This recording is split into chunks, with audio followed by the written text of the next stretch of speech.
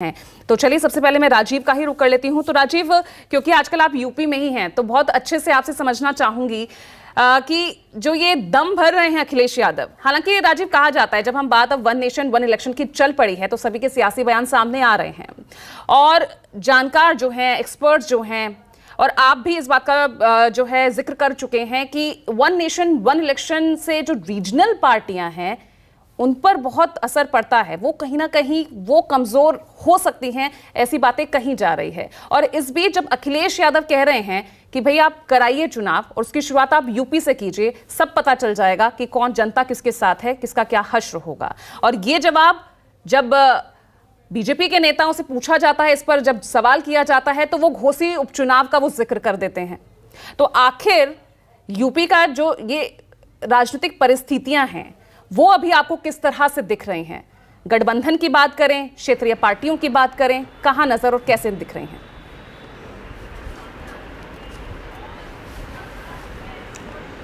देखिए पूजा, मैं एक किस्से से शुरुआत करता हूं। लालकृष्ण आडवाणी जो बीजेपी के वरिष्ठ नेता हैं, उन्होंने इसका जिक्र किया है कि एक बार एयरपोर्ट पर कांग्रेस नेता राहुल गांधी उनसे मिले और उन्होंने उनसे पूछा कि क्या इस देश में दो पार्टी सिस्टम नहीं हो सकता है, टू पार्टी सिस्टम, दो पार्टियां हो।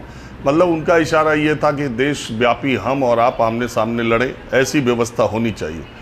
दरअसल बात क्या है कि क्षेत्रीय राजनीतिक दलों के उदय से राष्ट्रीय पार्टियां कमज़ोर हुई देश में अलग अलग। अगर आप आज़ादी के बाद से देखेंगी तो कांग्रेस को छोड़कर इस देश की जितनी पॉलिटिकल पार्टीज़ हैं, या तो वो कांग्रेस से निकली हैं या कांग्रेस के विरोध में बनी हैं।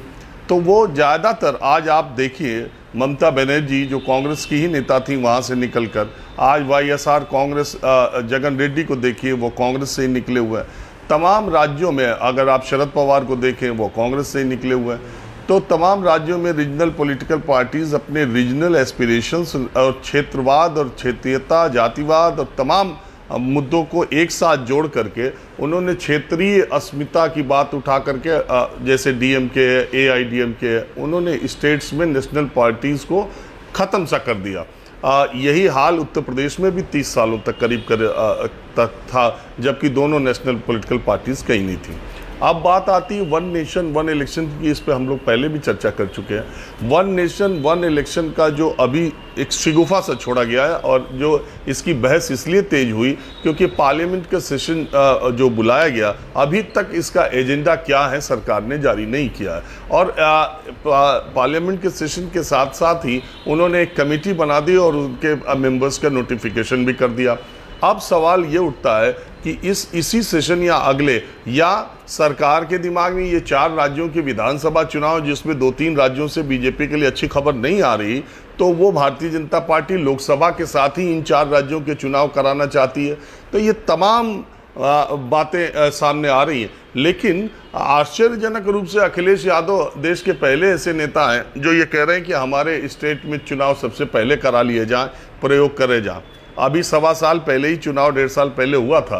भारतीय जनता पार्टी उनसे दूनी सीटें पा करके यहाँ सरकार बनाने में कामयाब हुई थी।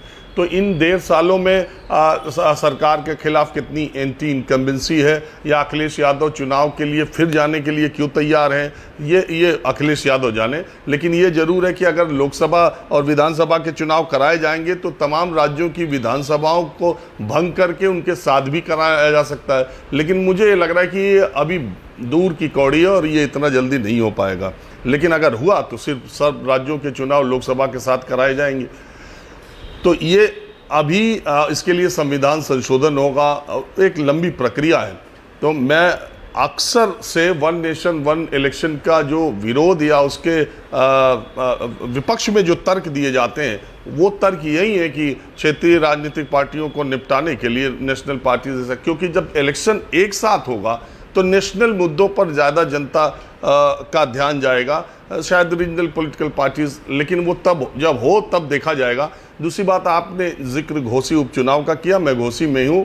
पहली बार इंडिया बनने के पहली, और दूसरी एक इम्पॉर्टेंट बात आपको ये भी बता दूं कि इंडिया जो ये गठबंधन बना है, कांग्रेस को छेड़कर, कांग्रेस और आम आदमी पार्टी को छोड़ करके सारे दल इसमें रीजनल पॉलिटिकल पार्टीज हैं, क्षेत्रीय राजनीतिक दल हैं।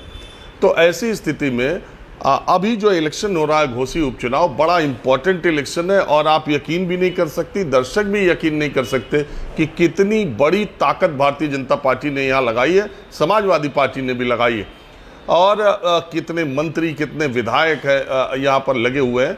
उसकी वजह से साफ है कि इंडिया देश में जो गठबंधन बना है उसके बाद पहली चुनावी लड़ाई उत्तर प्रदेश के ही में हो रही है और घोसी विधानसभा उपचुनाव में हो रही है, जहां इंडिया का एक कैंडिडेट है, एनडीए का एक कैंडिडेट है और इन्हों दोनों कैंडिडेट्स में आमने सामने की टक्कर हो रही है। कांग्रेस पार्टी ने यहां पर अपना उम्मीदवार नहीं दिया है, बीएसपी ने यहां पर अपना उम्मीदवार नहीं दिया है, तो इसे प्रतिष्ठा का प्रश्न बनाया गया। तो ये जो अभी इस चुनाव को लेकर आपने केशव मौर्य का बयान देखा, ओम प्रकाश राजभर का बयान देखा, अखिलेश, तो इस इलेक्शन के रिजल्ट्स का बड़ा हवा मचाया जाएगा दोनों तरफ से। हालांकि ये एक एमएलए का चुनाव है। तो अभी जो वन नेशन, अभी जो अखिलेश यादव ने बात कही है, मुझे लग रहा है कि उन्होंने एक अभी जो चुनाव हो रहा है शायद इसमें ये दिखाने के लिए कि वो बहुत उत्साह में या बहुत लड़ाई में या चुनाव जीत रहे हैं, इस तरीके की बात कही हो। लेकिन मुझे अभी ऐसा नहीं लगता कि सारे राज्यों की विधानसभाओं को भंग करके अप्रैल मई में लोकसभा के साथ चुनाव कराए जा सकते हैं। लेकिन नरेंद्र मोदी, प्रधानमंत्री नरेंद्र मोदी और उनकी सरकार का कोई भरोसा भी नहीं। वो कोई भी ऐसा कदम उठा सकते हैं जिससे देश और दुनिया चौंक सकती है। बिल्कुल, और चौंकाने वाली जो हैं तमाम जो फैसले हैं वो तो हमने पिछले दिनों देखे ही हैं राजीव, जिसका हम जिक्र भी लगातार कर ही रहे हैं। चलिए, बहुत अच्छे से आपने यूपी चुनाव को लेकर स्थिति भी समझाई है, वन नेशन वन इलेक्शन को लेकर जो तमाम सवाल खड़े हो रहे हैं, खासतौर से अखिलेश के दावे के बाद कि क्या यूपी विधानसभा चुनाव से ही शुरुआत होने वाली है। तो ऐसे में फिलहाल जो परिस्थितियां बनी हुई हैं, जो प्रक्रिया है, उसको देखते हुए तो ये संभव नहीं लग रहा। लेकिन जैसा कि राजीव आपने कहा, मोदी है तो मुमकिन है, चौंका वो कभी भी सकते हैं, कोई भी फैसला ले सकते हैं, तो ऐसे में कुछ कहा नहीं जा सकता। लेकिन अखिलेश के इस बयान से जो सियासी वार पलटवार शुरू हो गया है, चलिए इसी चर्चा पर अब आगे बढ़ते हैं।